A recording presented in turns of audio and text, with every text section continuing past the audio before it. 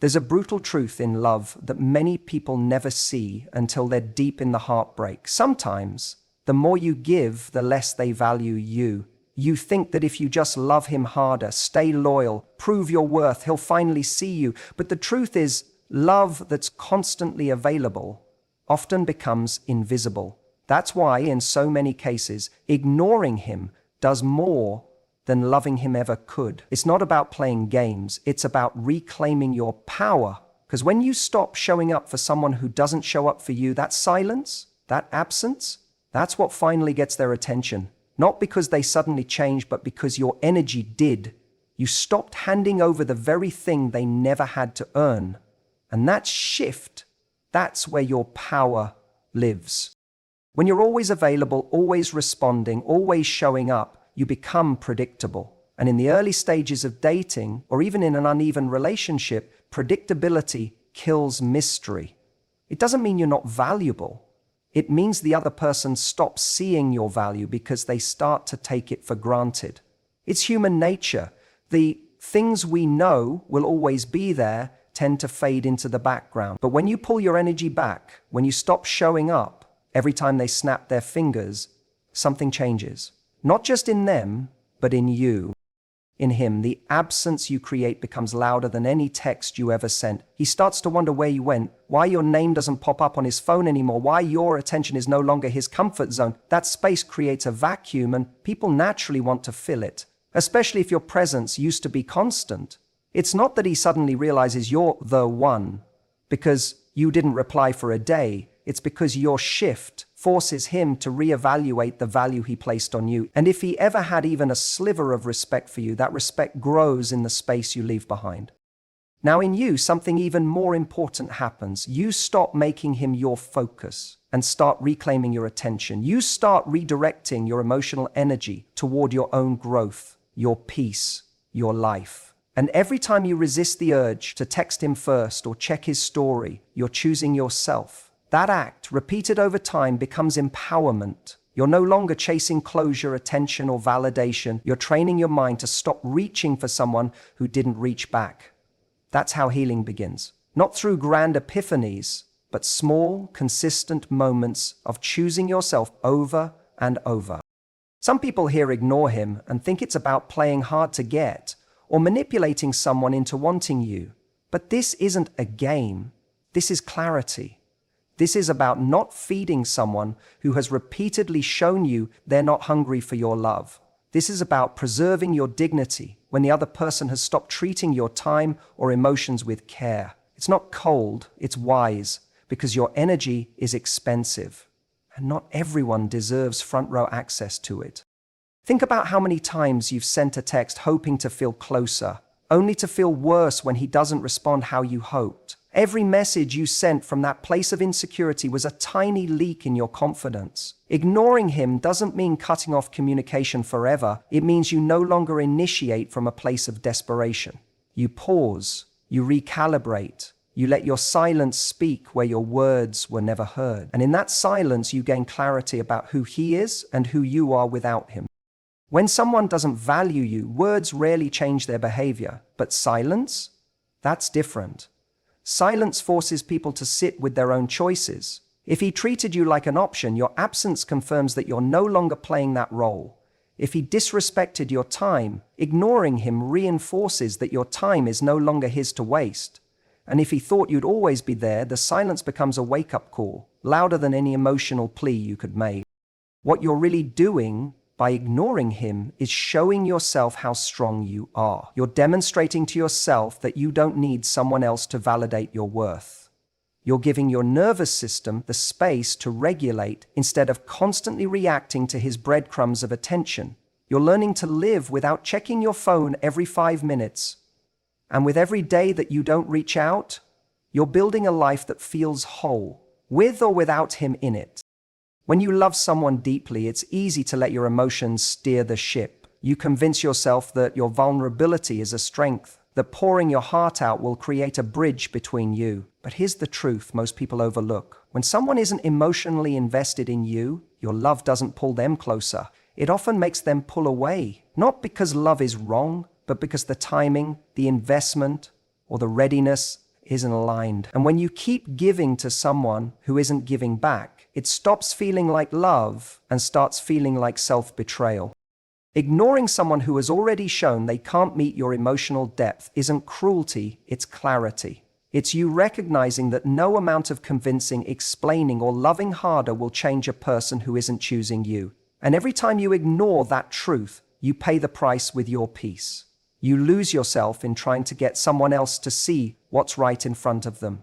But when you shift from convincing to observing, everything changes. You stop asking why they won't reciprocate, and you start watching their behavior without attachment. That is power. That is you finally waking up to your own worth. You can love someone and still choose distance. That doesn't make you cold, it makes you conscious. When you ignore the pull to constantly reach out, to fix things, to hold emotional space for two people, you're honoring your emotional bandwidth. You're no longer putting someone on a pedestal just because your heart feels deeply. And the irony is, the more you hold back from overgiving, the more you regain emotional balance. You stop being led by your fears of loss and start being guided by self-respect. Many people confuse ignoring with manipulation, but that's not what this is about. Ignoring someone who has already ignored your emotional needs is about detaching from the idea that your love can save them, change them, or inspire them to love you better. It's about breaking the pattern of over-functioning in a connection where you were the only one showing up fully. It's not punishment, it's protection. You're no longer giving someone permission to coast on your emotional effort while offering you breadcrumbs. And here's what happens next. When you stop feeding a dynamic that was always one-sided, you create the space to finally see it clearly. Sometimes, when you're in it, it's hard to tell how deep the imbalance runs. You think, if I just give it more time, more love, more understanding. But when you pull your energy back, the silence gives you answers. You notice the absence of effort, the lack of curiosity about your life, the emptiness where connection should be. And suddenly, the fantasy fades. You're left with the reality, and that's what sets you free. The most powerful act of love isn't always giving. Sometimes it's stepping away. Sometimes it's saying, I love myself too much to keep proving my worth to someone who hasn't earned that access. And when you ignore someone from that place, you're not being cruel, you're being kind to yourself.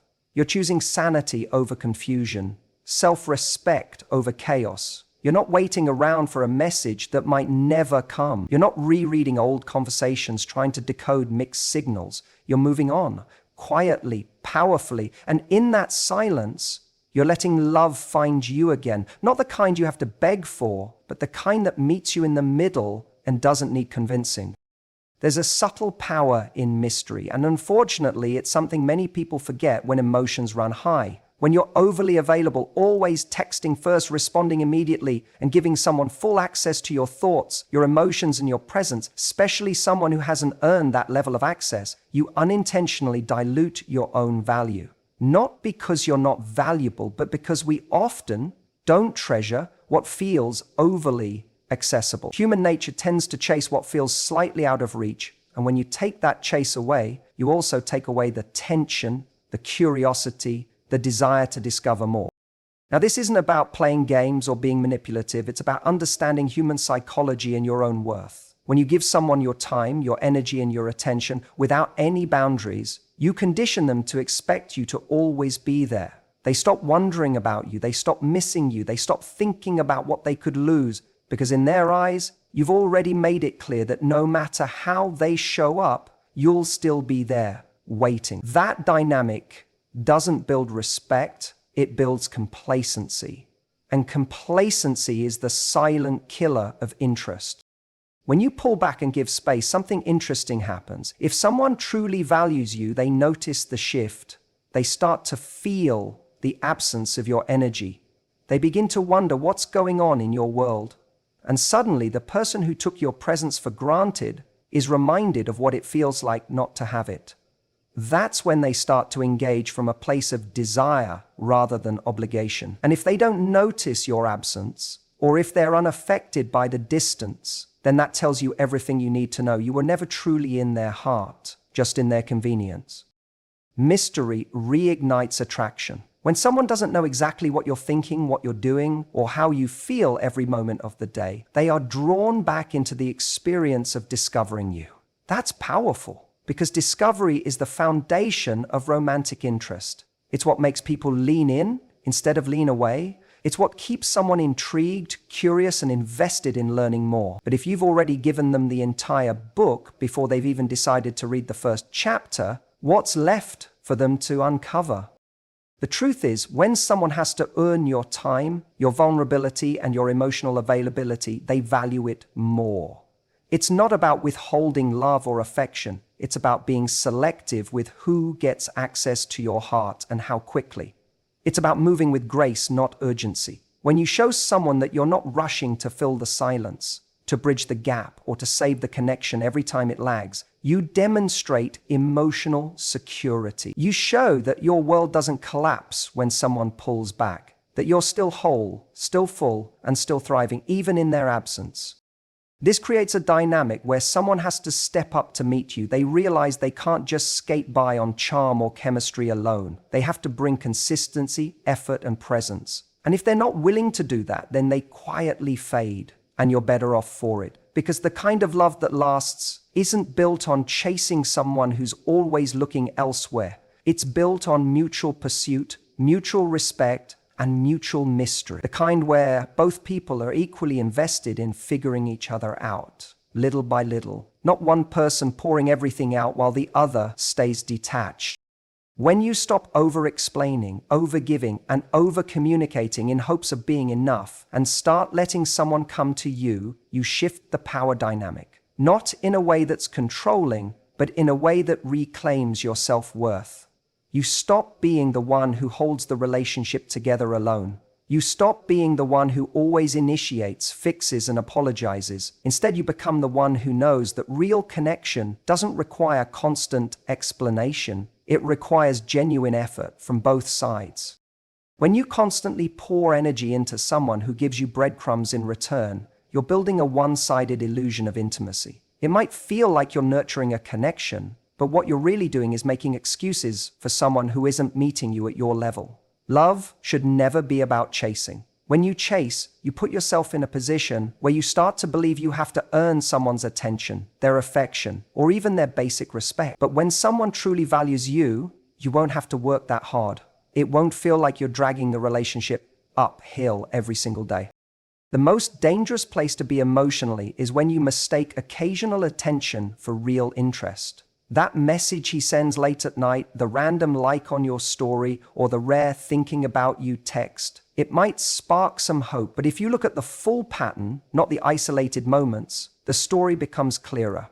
He only reaches out when it's convenient. He shows up when he's bored, lonely, or in need of validation. And yet you respond, you reply quickly, you light up, because even crumbs feel like a feast when you've been starving for affection. That's not love, that's emotional scarcity. Ignoring him disrupts that dynamic. It shakes the pattern he's become used to. When you stop rewarding minimal effort with maximum energy, he's forced to look at his own behavior. You're no longer the woman who waits around for the bare minimum. You're no longer the one who allows her heart to be toyed with. And that shift is powerful. It's not about punishing him, it's about reclaiming yourself. Because when you stop engaging with someone who's emotionally unavailable, you create space for someone who is.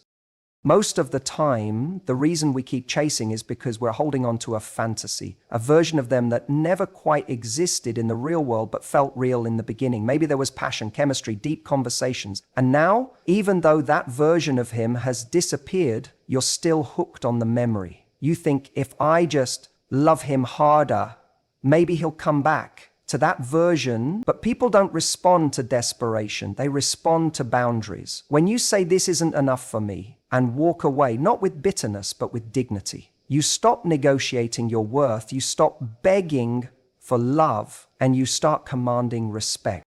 Silence can be louder than any argument. When you withdraw your presence, your warmth, your attention, it speaks volumes. And if he ever genuinely cared, even a little, he'll feel the shift. He might not say it out loud, he might not act on it right away, but he'll feel it, and he'll start to realize that he's no longer in control of your emotions. You're no longer the woman on standby, hoping he finally sees your value. You've already seen it and you've acted on it. It's not easy to walk away from someone you care about, especially when you've built a story in your head that says this could be something special if he just changes, but that change isn't yours to create. It's his to step into. And most men don't step into that growth while you're still cushioning their comfort. Sometimes the most loving thing you can do for both of you is to walk. Not to prove a point, but to protect your peace. When you choose to stop chasing and start observing, you begin to see things clearly. You stop being swayed by charming words or temporary affection. You start measuring actions, consistency, and effort. And that's when you realize that love shouldn't feel like a fight to be seen. It should feel like a place to rest. When you stop running after someone who was never running toward you, you finally give yourself the gift of clarity. And in that clarity, you stop asking, why won't he choose me? And start asking, why did I ever settle for less than I deserved? When you take your focus off him and start pouring that energy into your own life, something radical happens, not just emotionally, but energetically. There's a shift that takes place within you where your validation no longer comes from someone else's approval or attention. Instead, it starts coming from the way you show up for yourself. You stop obsessing over whether he's going to text, call, or finally act right. You stop scanning for signs of his affection or searching for hidden meanings in his behavior. And suddenly, you begin to breathe again. You begin to feel the lightness of no longer waiting on someone else to make you feel important.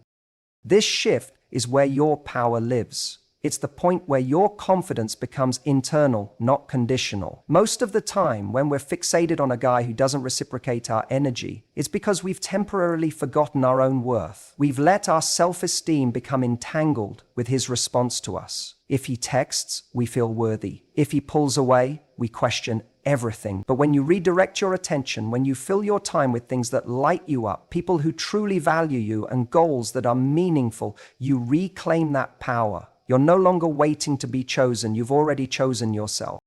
There's something deeply magnetic about a woman who isn't orbiting around a man's behavior. When your life is full, when you're focused, when you're in alignment with your values, and your happiness isn't tied to any one person, people feel that. And the man who once took you for granted, he starts to notice that you're not there in the same way anymore. He can't just disappear and expect you to be waiting. He can't breadcrumb you and assume you'll respond with enthusiasm. And that realization either forces him to rise, or it shows you once and for all that he never intended to meet you there anyway. This isn't about playing games. It's not about pretending you're fine when you're not, or using distance to manipulate a response. It's about getting so committed to your own evolution that you genuinely don't have time to monitor someone else's inconsistency. You're too busy building, healing, thriving, and in doing that, you shift the entire dynamic. Because now you're not reacting, you're choosing. You're deciding who has access to your energy, your time, your emotions, and people feel that boundary. They sense that. They can't just come and go in your life like it's a revolving door.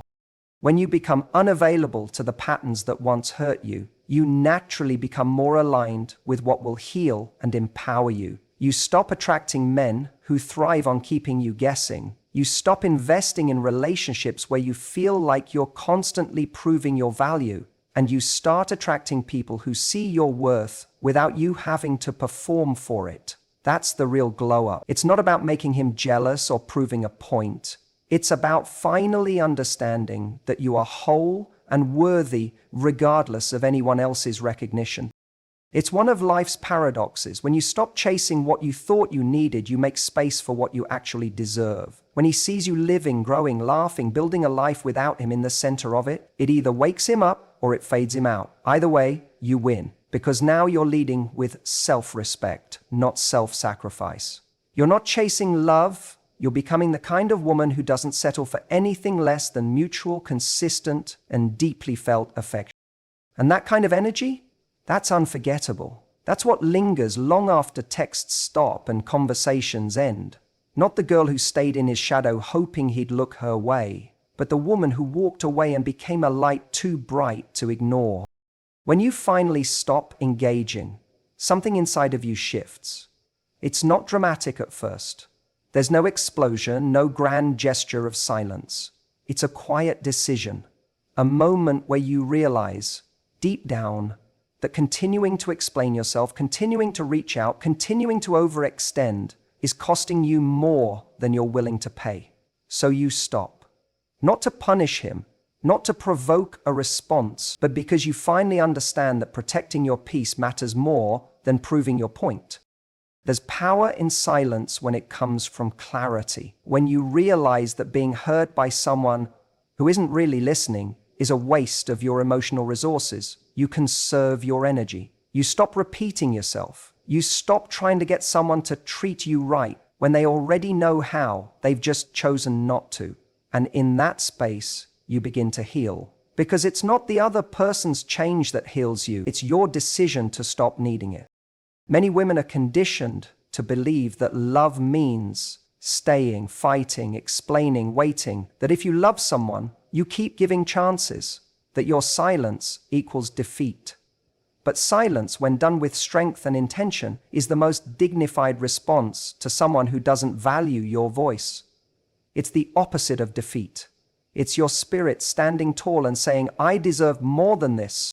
When he no longer gets access to your reactions, your arguments, your vulnerability, he feels the absence. Maybe not right away, maybe not loud enough to shake his ego at first, but slowly the absence becomes louder than your presence ever was, and what used to be predictable, your replies, your forgiveness, your availability, is now gone.